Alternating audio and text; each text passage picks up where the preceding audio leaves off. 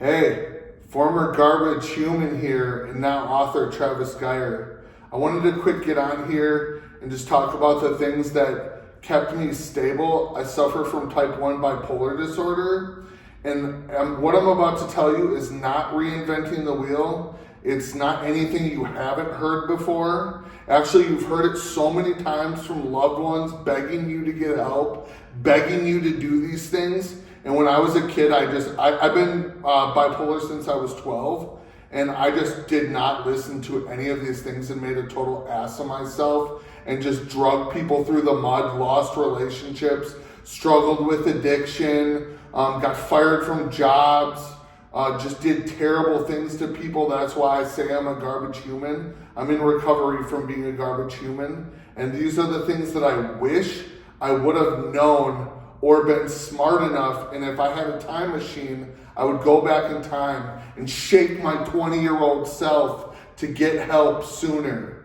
So these are the things. The first thing that I want you to do if you're struggling with your mental health is take your medication and don't self-medicate, because that is the number one thing that will get you off your rails. Is like when you're feeling good on your meds, you're like, oh, I don't need them anymore. I don't need my medication. I feel fine. But you need to consistently take it because it goes out of your bloodstream.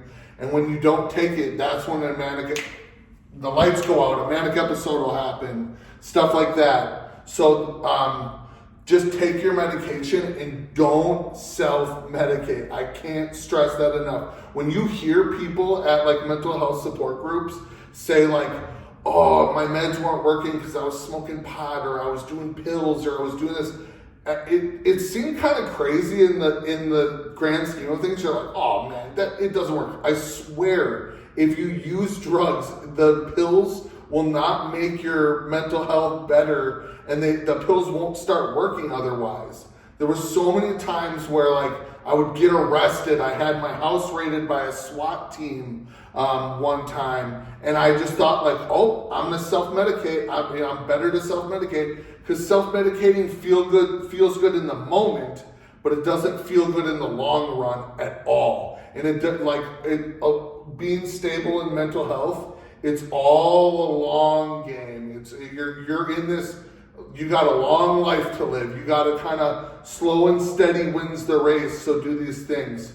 So the next thing I have is see your pill doctor. If your pills aren't working, have you ever heard the term nothing changes if nothing changes? If your pills aren't working, find one that does, and don't go off them until you've seen a professional and gotten some kind of step of how to either get off the meds, try new meds, something like that. And if you don't like your doctor, don't go off the medications until you've seen a new doctor and he can kind of analyze like your situation and everything like that. There was so many times in high school where I was like a maniac in high school, and people thought I was just this crazy lunatic because I was off my meds, and I was just struggling with like my really psychotic behavior. And what would have changed that is if I was on meds more frequently and didn't kind of go on and off, on and off, on and off. So yeah, just take your meds. This next tip is for my people in recovery. Go to 12-step meetings. I'm gonna do a whole video on 12-step meetings, but go to 12-step meetings, get a sponsor, all that stuff. Listen to what they have to say in the meetings.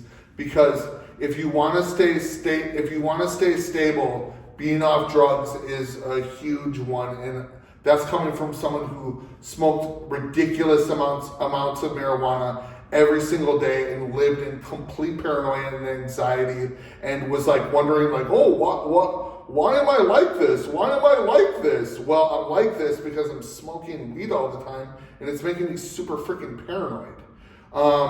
So once I started getting mentally ill or going to 12-step meetings, things got better, but it took a lot of work. This is a lot of work. This isn't just an overnight thing. I'm going to feel better after this. I'm going to feel better. The next thing is join a mental health support group. There's plenty of like NAMI offers one. There's probably independent groups in your town that have like a 12-step setting kind of meeting that you can join. And just joining a 12-step meeting and like relating to people and meeting people in the mental health community that are struggling with the same things that you are, it kind of puts your life in perspective a little bit.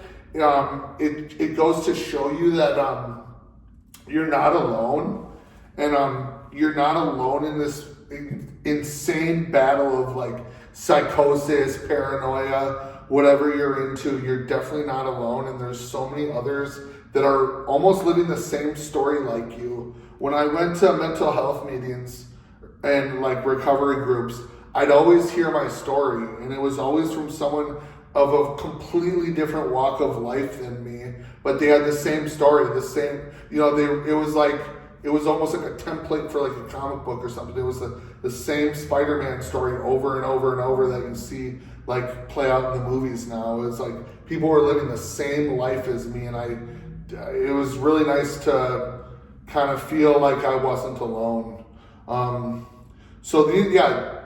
To top it off, these are the things that basically I wish I would have known prior to me getting serious.